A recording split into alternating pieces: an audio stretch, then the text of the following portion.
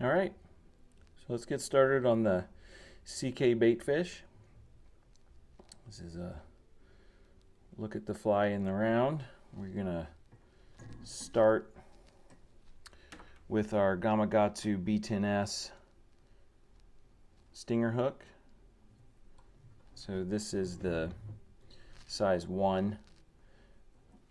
This is one of the smaller sizes we tie for bass, but one of the standard sizes. We're going to use 25 thousandths lead wire here. What I'm going to do is about 3/4 of the way forward, I'm going to put a handful of wraps here. I'm going to leave about 1/8 of an inch right there. And you can weight your fly more heavily if you'd like. I'm going to start my thread in front of the lead. I'm using a GSP, just something strong. You can use flat waxed nylon, you can use Kevlar, you can use anything moderately heavy. And I'm going to take my thread all the way back to about the barb. Then I'm going to come forward back up to where my lead is, and we're going to put the baitfish tail on. And this is the correct size baitfish tail, and you'll see that the way that these things are designed and cut, I'm going to take this triangle here, I'm going to fold it over the hook, and then I'm going to take this little tab here and I'm going to flip it up in line. And what this is going to do ultimately is it's going to help really hold this tail in place and get it lined up nicely, nice and straight with the hook. So I'm going to a couple loose wraps around that material up there and start working my way back.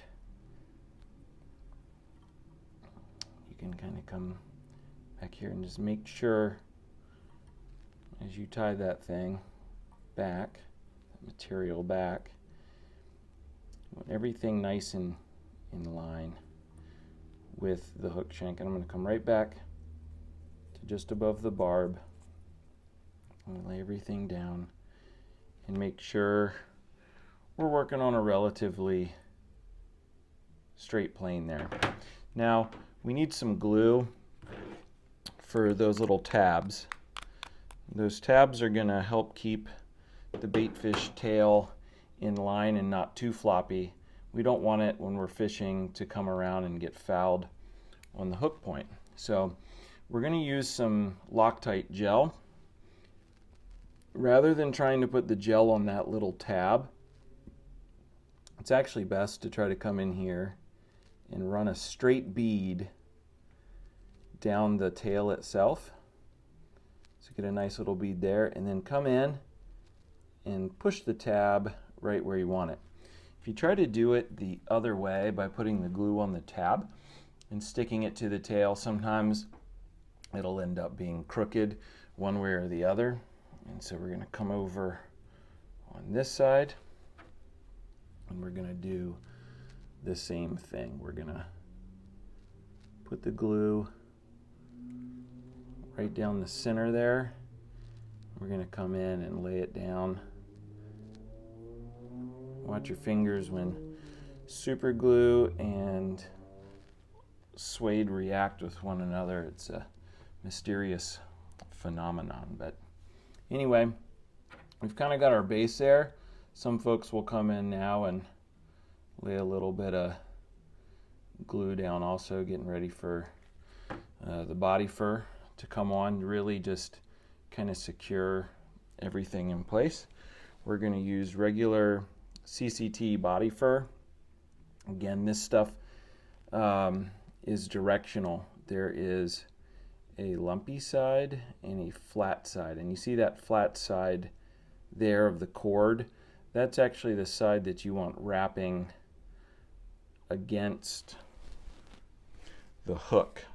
And that'll help the fibers of the material actually lay back the way you want them to. And so I'm going to clean off a little bit of the cord here. And once I expose that cord, I'm just going to come here at an angle and just kind of lay that cord down. Just get it tied in nice and snug so your material, your tail, your body don't shift in position, and then you can come all the way forward there. And I'm just gonna, like a lot of flies, just palmer this material here forward.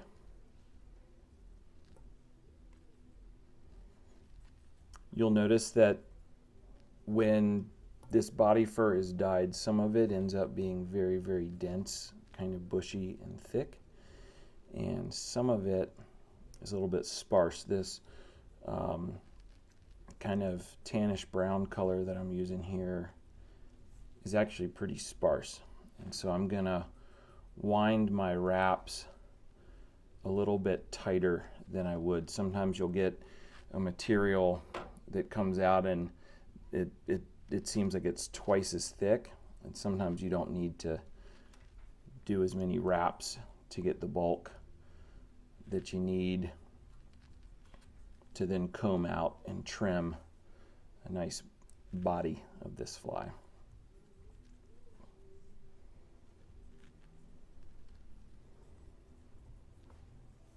So again, just kind of progressively going forward. Again, it's nice to have a little bit of glue down. You'll also notice that I'm trying to wrap, not making sure that this stuff doesn't lay at a funny angle or get bound down so you don't have any holes when you go back to brush your body out and then trim it. You just want everything to be nice and symmetrical.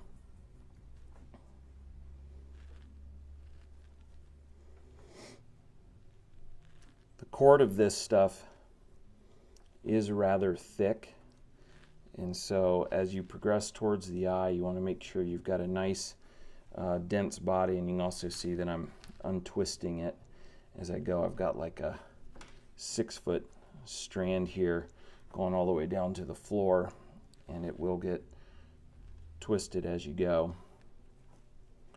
But even on a little fly like this, it's just nice to really bulk it up. It'll make that fly swim a whole heck of a lot better for you, and it'll make trimming it a lot easier.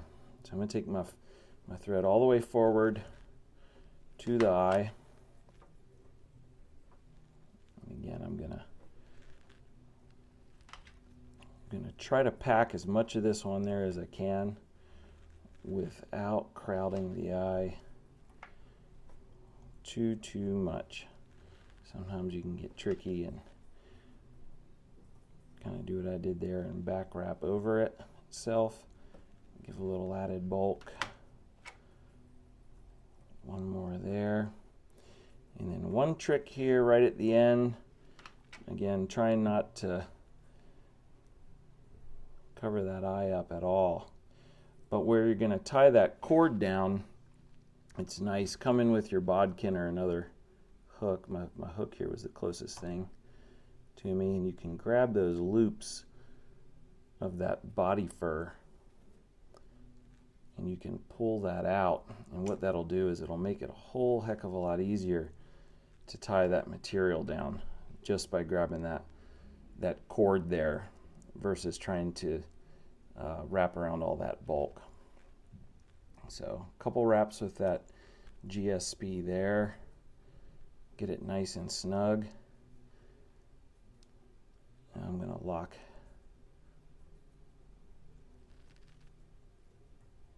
that in. Come in and cut that cord off.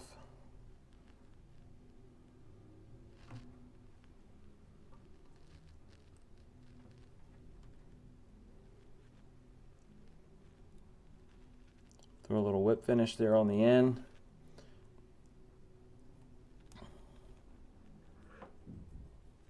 That's seated down nice and tight. If you use super glue or any type of fast drying glue, be very careful not to get too much on that body fur itself. I like to put a little bit where that thread and that body fur meet, just to keep things from sliding out of place. Especially when I come in and use this brush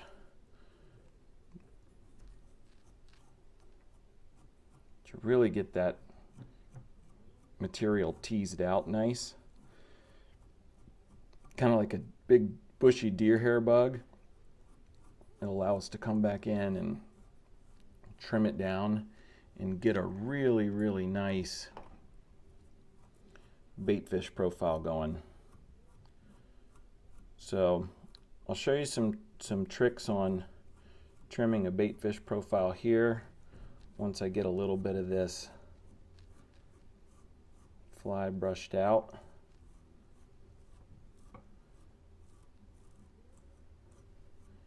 And again, you can be pretty aggressive with your brushing. You want to get each one of those individual fibers to just kind of fluff out. And especially up here at the front, you almost want to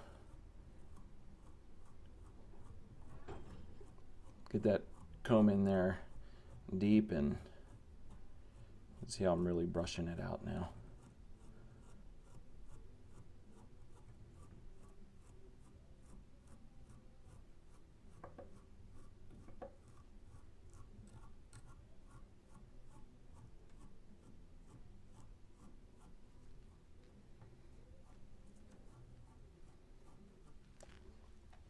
And that's about where we should be and how it should look before we get to trimming it. All right, so once you've brushed this fly, you can see we've got it in a nice kind of round shape. We want to trim this bad boy down, you know, and try to grab that nice baitfish profile. One of the quickest and easiest ways to get from here to here is eliminating a lot of bulk. We'll actually come in here and trim this into a square. We'll kind of get the straight lines that we want to cut, for instance, along the back here, and kind of gauge the height of the material that we want. One big long flat cut like that, and come onto the sides, same thing.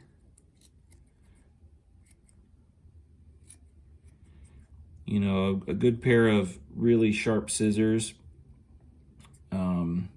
These Loon Ergo scissors have been good. It's amazing, this body fur and like synthetic materials. They'll actually dull scissors pretty quick, so you need a pair of scissors, a good quality pair of scissors to make these really good cuts.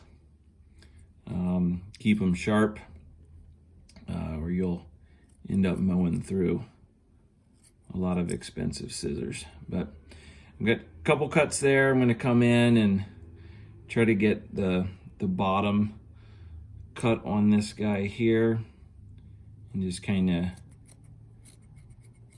get your line and keep cutting. Come in and again, keep cutting.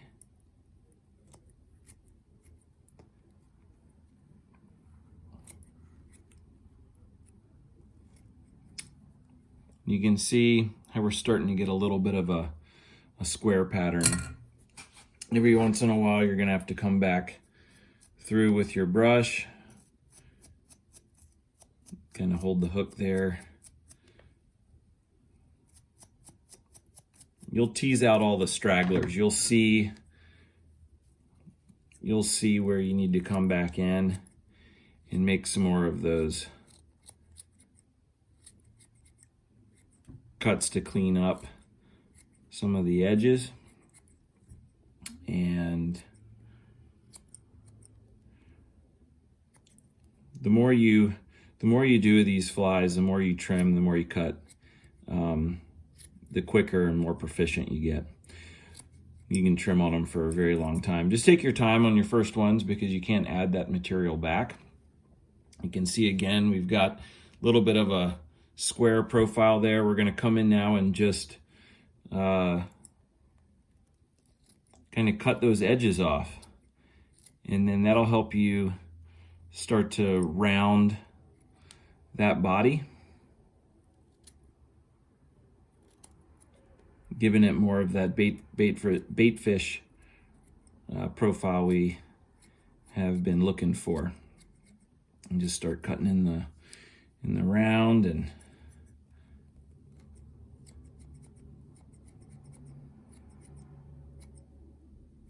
if you don't have a super steady hand to kind of do this, you know, every once in a while, it's good. Bring it back in, you know, to the vise.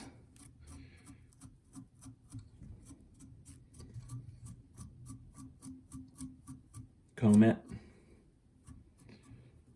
Brush that material back. And then you can come in with your scissors in the vise, and you can really get in there and start to fine tune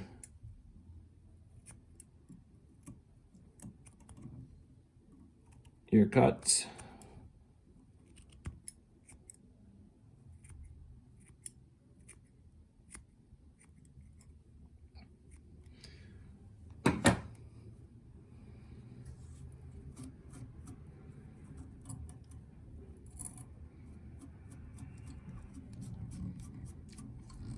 And again, you can work on these for hours, but you want to start to get it tapered down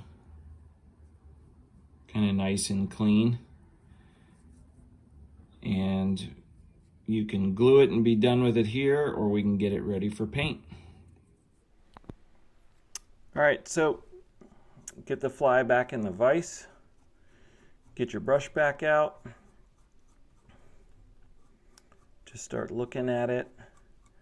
See once you're happy with that profile, sometimes you can just come in, you know, with your scissors and clean that up. I'm getting pretty happy with that profile, especially I'm going to put a little bit of flex cement on the body when I'm finishing it up, just to give that fly a little bit more rigidity, kind of holds that material, keeps it from shifting around the hook, and I think it fishes a little bit better. Also, we can paint them up. These Copic markers, you can get these little CO2 guns, or you can get an adapter and hook it up to a little air compressor. You can also, you know, use little stencils and stuff to make lines or dots. Sometimes I'll just come in here with another color that's like a gradient color, something that'll blend in nice, make it look like the natural bait fish swimming in the creeks in your town. And come over here and kind of adjust and do the same thing. You can also lay these, if you don't have the actual air gun itself, you can lay it down and just use the marker, obviously. But there's something about spraying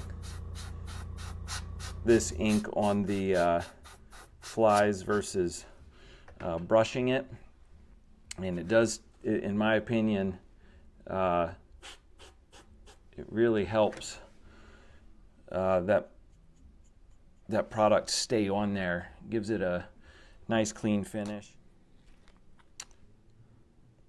So once we let that material dry a little bit, I like to take some flex cement. I use the same stuff on my deer hair flies,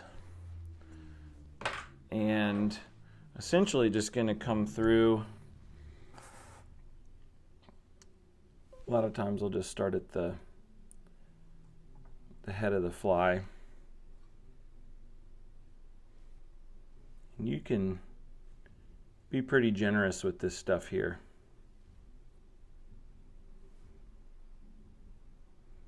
Start it at the front and you can kind of comb it on back.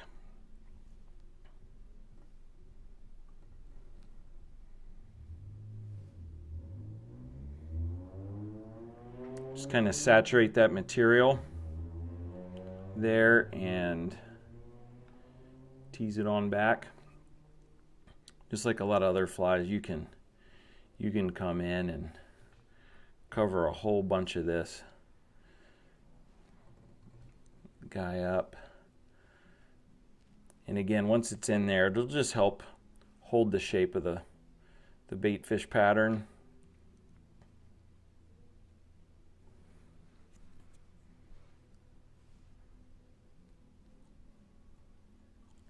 Make sure you let that marker dry a little bit. It can bleed when you're doing these. So if you rush your paint job or your glue job, sometimes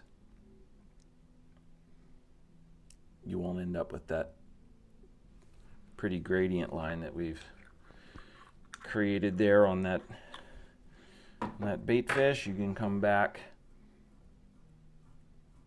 with your dubbing brush. A lot of times that'll just help get that